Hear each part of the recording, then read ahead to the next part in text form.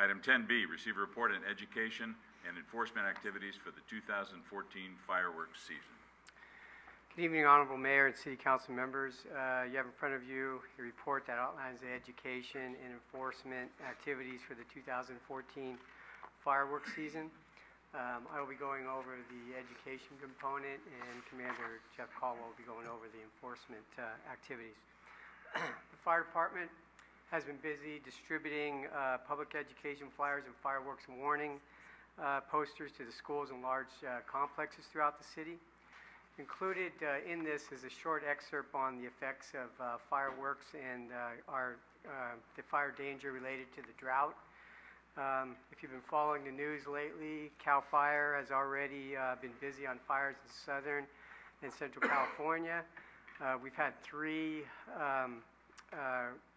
actually they have reported that the moisture content is more related to August, September weather patterns and in May and June so far. So it looks like we're in for a very high fire season this year. Already San Mateo County has been on alert to respond to strike teams 3 times, although we haven't been called out. So it just puts an extra precaution on things that we probably need to tell residents through this fire season, and also as we approach 4th of July and the fireworks season. What we encourage people to do is to assess their homes and look for any kind of combustibles that are around the homes related, also high grasses and anything flash fuels that could start a fire.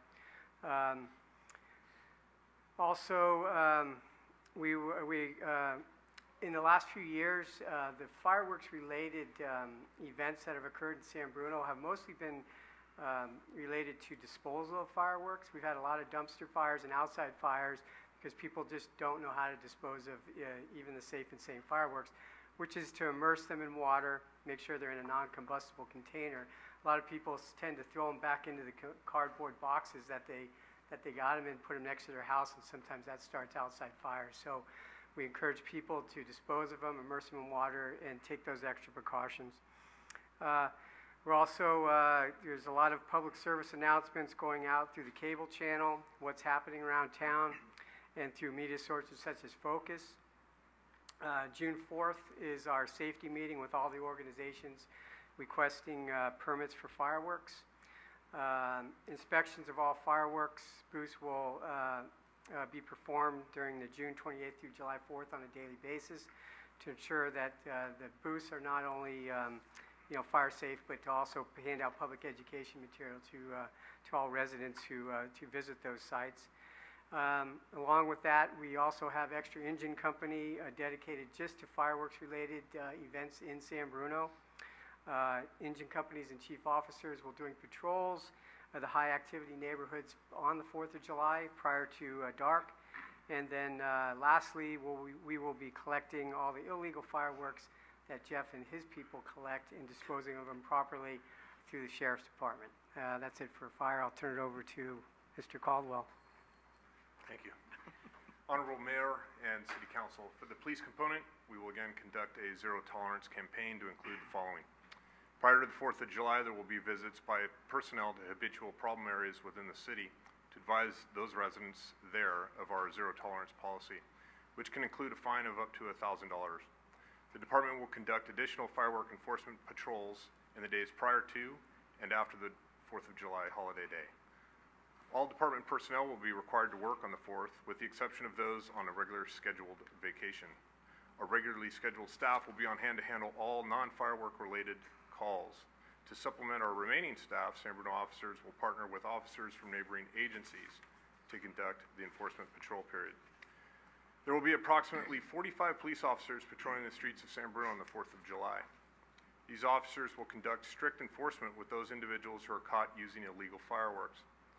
As directed by this council, both the police and fire departments pay particular attention to the 4th of July. Each year, this collaboration has provided a clear and concise message to the public that illegal fireworks are dangerous and the violations of the use of illegal fireworks will not be tolerated. Those persons caught with illegal fireworks may be issued a fine of $1,000 or placed under arrest. In the last 3 years, officers have issued over 40 citations with a $1,000 fine. Over the past several years, our efforts have reduced the number of reports related to fireworks by over 61%. And over the past few years, there has been an apparent stabilization of reported fireworks violations. We will continue with this course of enforcement. The estimated cost for the proposed education and enforcement campaign is $67,800. Estimated staffing costs are as follows. The education campaign costs $5,000. Fire department costs $16,000.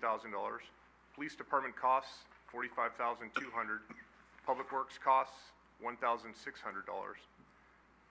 The recommendation before the council will once again allow the fire and police departments to initiate the education and enforcement campaign, as well as allow public works the additional resources needed for the cleanup of the 2014 fireworks season.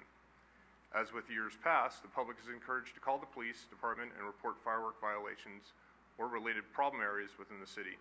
Of course, this may be done anonymously. This concludes our report. The fire chief and I are available to answer any questions if you have them. Good. Any questions? Through the chair, Ken? could you state the phone number that you want anonymous calls or reports of fireworks to? If it's an immediate, like a crime or something that's an emergency, it's a 911 call. Otherwise, our main line number is 877-8900. 8989 is the emergency number, yes. And then 616-7100 is another number. Thank you. Rico? Considering the 4th of July is on a Friday this year, is this the same amount of monies that were allocated for last year as far as additional operations and enforcement campaign and the cleanup? Because as we well know, going into, for most, a 3-day weekend, people will stay out later, and socialize more, celebrating America's independence. So have we taken that into account as far as the potential for additional need for resources? Yes, we have. It's increased by about $3,000 approximately from last year. And it's increased for the costs of police, additional staffing, as well as cleanup costs, just as you described. Thank you. Anything else? Well, thank you, and good luck. Thank you.